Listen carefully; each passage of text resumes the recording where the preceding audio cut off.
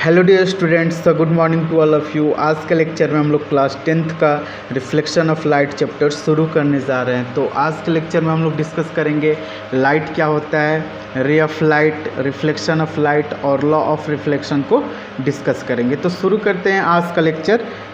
Light, तो सबसे पहला टर्म आता है लाइट। तो लाइट क्या होता है, तो सिंपली हम लोग बोल सकते हैं लाइट जो होता है वो एक प्रकार का एनर्जी होता है जिससे हम किसी ऑब्जेक्ट को देख सकते हैं या देखने की अनुभूति प्राप्त होता है। तो मान लेते हैं हम लोग, ये हो गया सन, ठीक। सन से क्या होता है, लाइट निकलता है। तो किसी भी ऑब्जेक्ट को हम लोग लाइट में ही क्यों देखते हैं इसको हम लोग समझते हैं। मान लेते हैं ये हो गया सन, क्या हो गया सन। अब यहाँ पे कोई ऑब्जेक्ट रखा हुआ है, ठीक है, यहाँ पे क्या रखा हुआ है, ऑब्जेक्ट। तो क्या होता है कि इस सन से जो लाइट निकलेगा वो इस ऑब्जेक्ट पे क्या होगा, इंसिडेंट होगा। इस ऑब्जेक्ट पे क्या होगा, इंसिडेंट होगा। अब इंसिडेंट होने के बाद से इस लाइट का रिफ्लेक्शन भी होता है, ठीक है। और यही लाइट का रिफ्लेक्शन हमारे आँखों तक पहुंचता है, तो हम किसी ऑब्जेक्ट को क्या करते हैं, देखते हैं, ठीक है। तो कैसे हम लोग डिफाइन करेंगे लाइट को।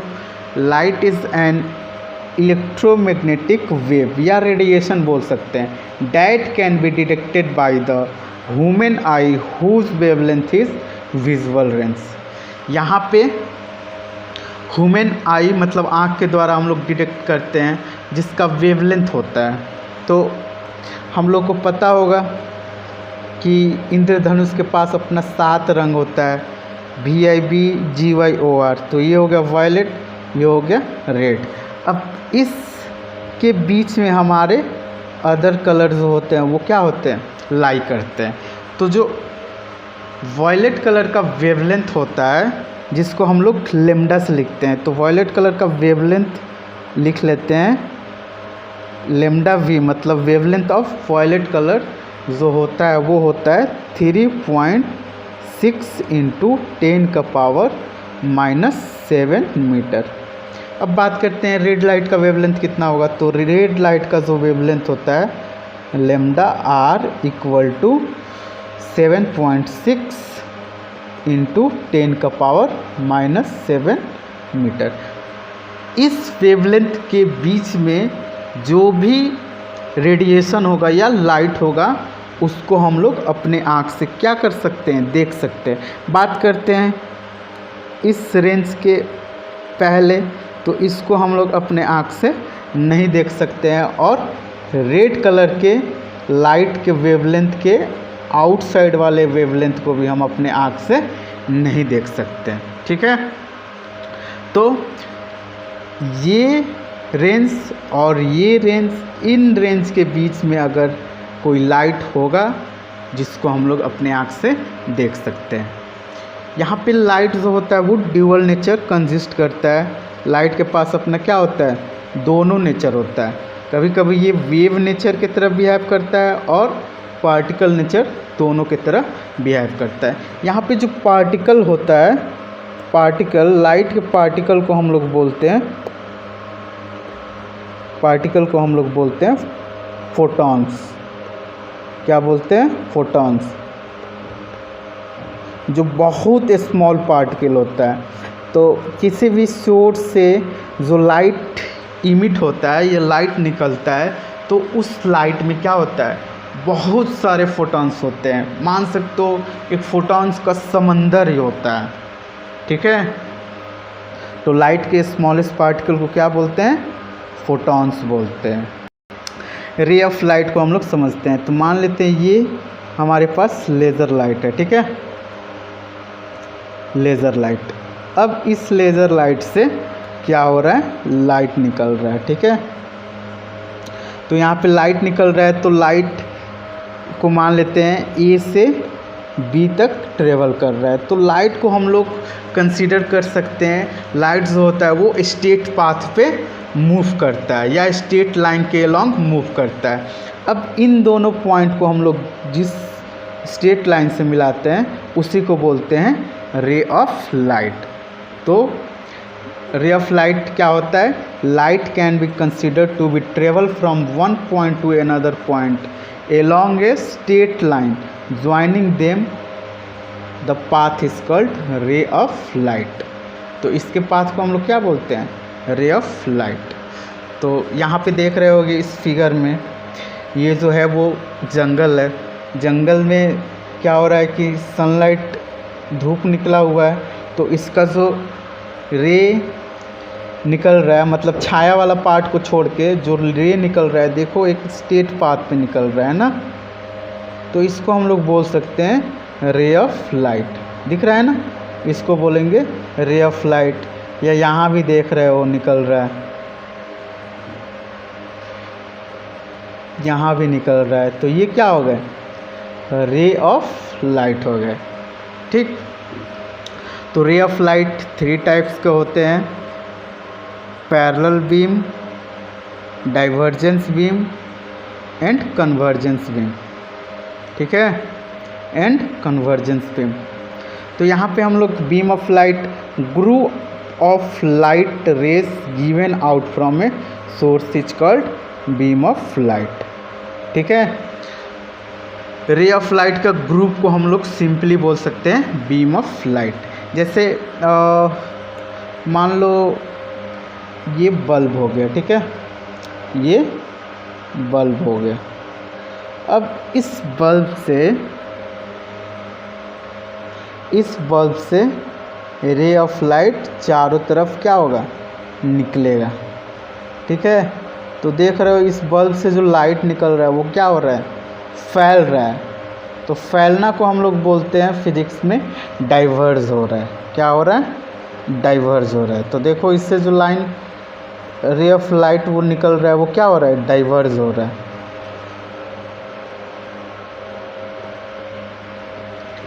यहाँ पे हम लोग देख रहे हैं ये जो रे ऑफ लाइट है वो एक दूसरे से क्या है? पैरेलल है। तो इसको बोलते हैं पैरेलल बीम ऑफ लाइट।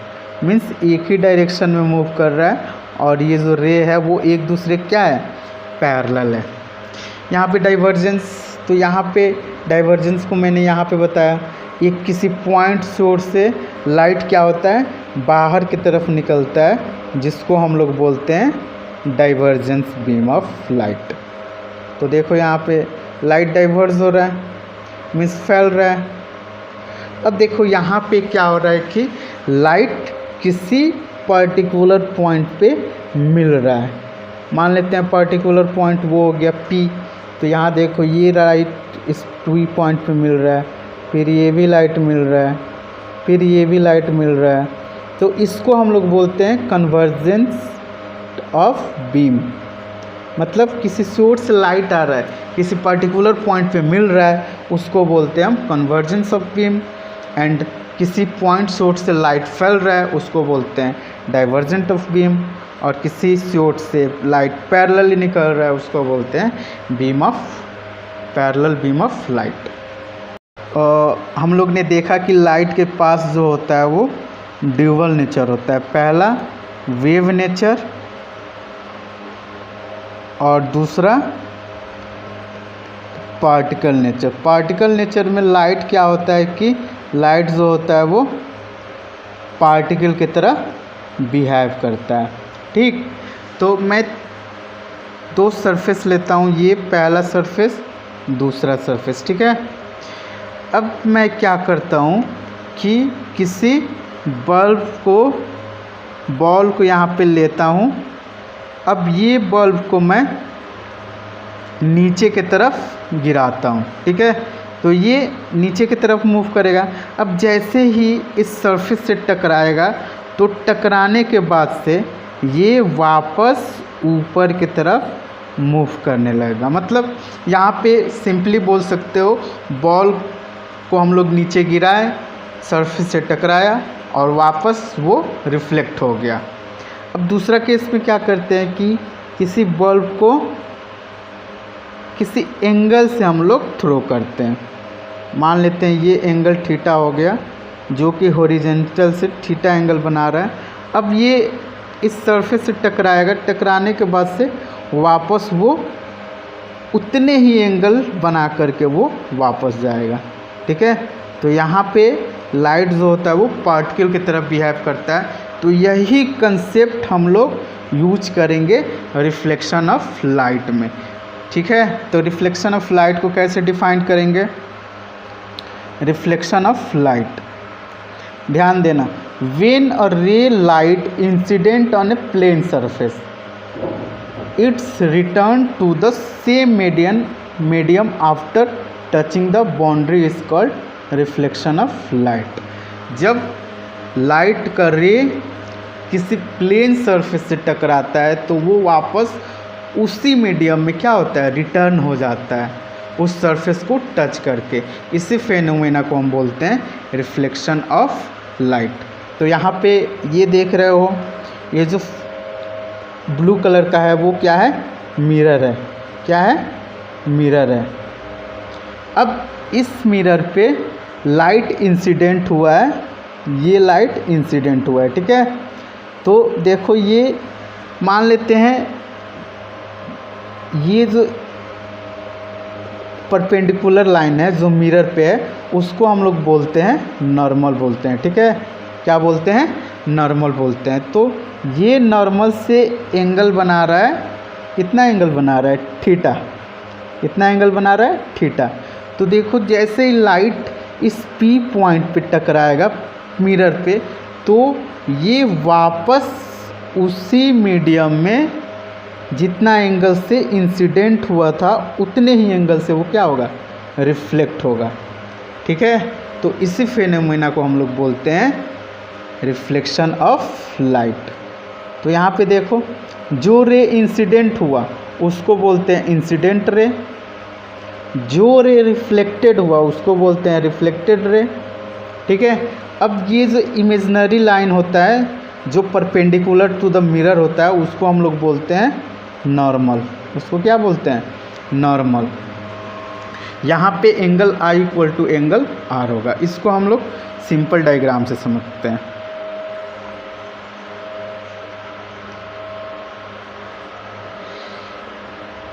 जैसे मान लो ये हमारे पास मिरर हो गया। ठीक, इस मिरर पे सिल्वर कोटिंग है। अब यहाँ पे कोई बच्चा क्या किया कि इस मिरर पे लेज़र लाइट जला दिया। क्या जला दिया, लेज़र लाइट जला दिया। ठीक है, तो इस लेज़र लाइट से मान लेते हैं लाल कलर का रे निकलता है। तो देखो ये लेज़र लाइट इस मिरर पे इंसिडेंट होगा। इंसिडेंट होने के बाद से एक हम लोग इमेजिनरी लाइन जो कि इस मिरर के परपेंडिकुलर होता है इसको बोलते हैं हम नॉर्मल बोलते हैं। अब ये इंसिडेंट रे इस नॉर्मल से अगर एंगल बना रहा है आई, तो ये रिफ्लेक्ट होके जिस मीडियम में था उसी मीडियम में वापस जाएगा। तो जितना एंगल आई बनाया था उतने ही एंगल वापस बना के ये क्या होगा, वापस जाएगा, एंगल आर। तो यहाँ पे एंगल आई जो होता है वो इक्वल टू होता है एंगल आर के। इसको बोलते हैं इंसिडेंट रे, इसको बोलते हैं रिफ्लेक्टेड रे। आई को बोलते हैं इंसिडेंट एंगल, एंगल आई को क्या बोलते हैं, incident angle.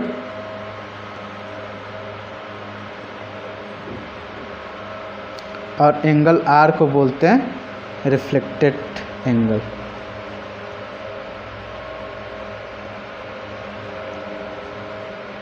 Reflected angle. Law of reflection.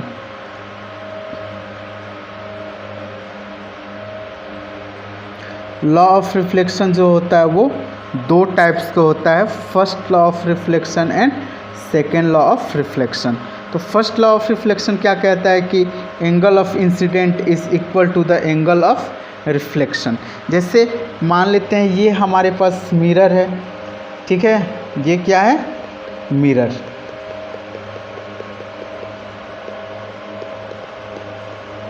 अब इस मिरर पे लाइट इंसिडेंट हो रहा है, किसी पॉइंट P पे लाइट क्या हो रहा है, इंसिडेंट हो रहा है, जिसको बोलते हैं इंसिडेंट रे। अब ये रिफ्लेक्ट होता है जिसको हम लोग बोलते हैं रिफ्लेक्टेड रे। तो ये हो गया इंसिडेंट रे, ये हो गया रिफ्लेक्टेड रे।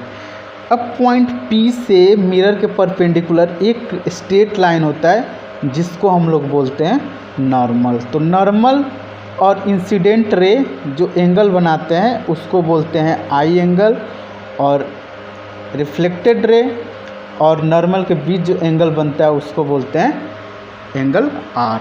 तो यहाँ पे एंगल आई इक्वल टू जो होता है वो इक्वल टू होता है एंगल आर। एंगल आई क्या है?